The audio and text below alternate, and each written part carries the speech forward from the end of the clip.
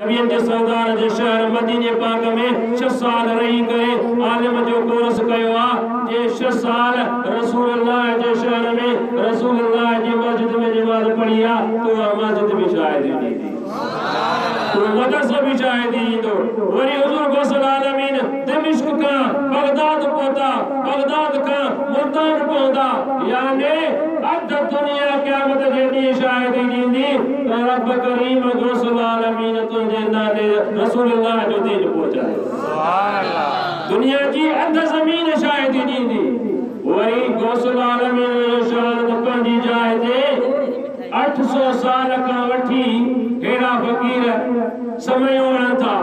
घर घर जिक्र कन था घर घर वनी अल्लाह अल्लाह कन था ला इलाहा इल्लल्लाह पढ़न था इल्लल्लाह पढ़न था हु पढ़न था जिक्र कन था अल्लाह जाने तो ये को तो असा घर में यो जिक्र समय करायो था यो शिरक कोने क़यामत जे दी तो जे असा जे घर की जमीन भी शायद दी सुभान अल्लाह मानो जगन में सेरा पे हालन गाना पे हालन अरे शाशा पे हाले उन देखे के एतराज कोने को तू असा जे करे पंजे घर में मुर्शिद जे तरीके ते यो ला इलाहा इल्लल्लाह जो जिक्र था कयो समय दानो मां हदीस जी रोशनी में तो के बुधाए तो या धरती क़यामत जे दी शायद दी सुभान अल्लाह ये जगह फकीर लट करे गुवन था ये बेकार कोन लगे इनन जे जका मिट्टी आने पेरन के लगे थी या जका हवा में उड़े थी क़यामत जे दी पगर जो फुड़ो फुड़ो पे शायद दी शर्ती हो वांग तू सब को जो पाण के कुछ ने दी तरफ आने अल्लाह सही तमा के आबाद रखे अल्लाह सुभान व तआला ता के खुश रखे तमा दोस्त असा दोस्त कर जी करे जेको असा जे नौजवानन में ई को शऊर आयो आ मानो असा के चोंदा तो सही मोए त ना है इन वट तौहीद ना है ई अल्लाह के न मनीदान ई रसूलुल्लाह सा जो है अल्लाह के शरीक कंदान ई पीरन के मनीदान ई फकीरन के मनीदान हां हां असा पीरन के भी मनीदायो फकीरन के भी मनीदायो वलियन के भी मनीदायो रसूलुल्लाह के भी मनीदायो पर अल्लाह खालिका अल्लाह जो नबी मखलूका अल्लाह पैदा कंदड़ा रसूलुल्लाह पैदा छला असा चौदा है अल्लाह लम यलिदा वलम यूलदा अल्लाह नके जो जायो नके जो जयो पर रसूलुल्लाह जो मिलाद करे असा दुनिया के देखाइंदा आयो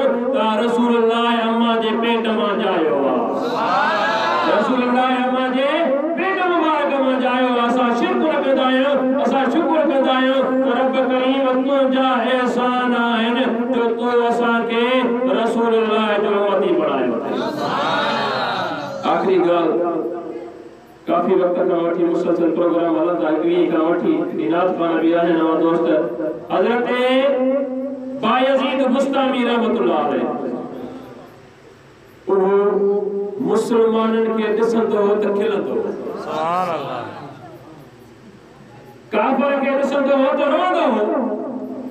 वो शागिर्द ने कोशिश तो नहीं मुसलमानन के दिसी खिले तो काफरन के दिसी रोए तो जे खिला इन करे तो जो अल्लाह साईं मुके पंजे महबूब जी उम्मत में शामिल कयो सुभान अल्लाह खिला इन करे तो जो अल्लाह साईं मुके अण घोयो पंजे महबूब जी उम्मत में शामिल कयो अल्लाह साईं मुके पंजे एकड़े जी सुञाण दिनी तौहीद जी सुञाण दिनी वहदानियत जी सुञाण दिनी पंजी बारगाह में झुकाए पर 1,24,000 नबियन जे सरदार जो उम्मती बढ़ाई सुभान अल्लाह काफरन के ऋषि करे न करे रो दुआ तरफ करीम तू मुझे मता करम कयो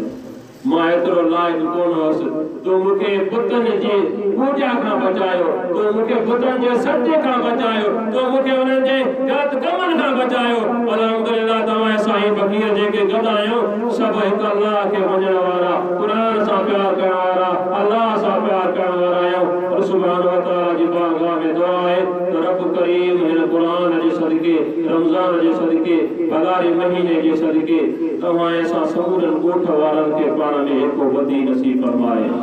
रब करीम शैतान जा कन गोड़ा फरमाए रब करीम तमाए सा जे दिल ते जेका सख्ती या पर्दा अजीयान रब करीम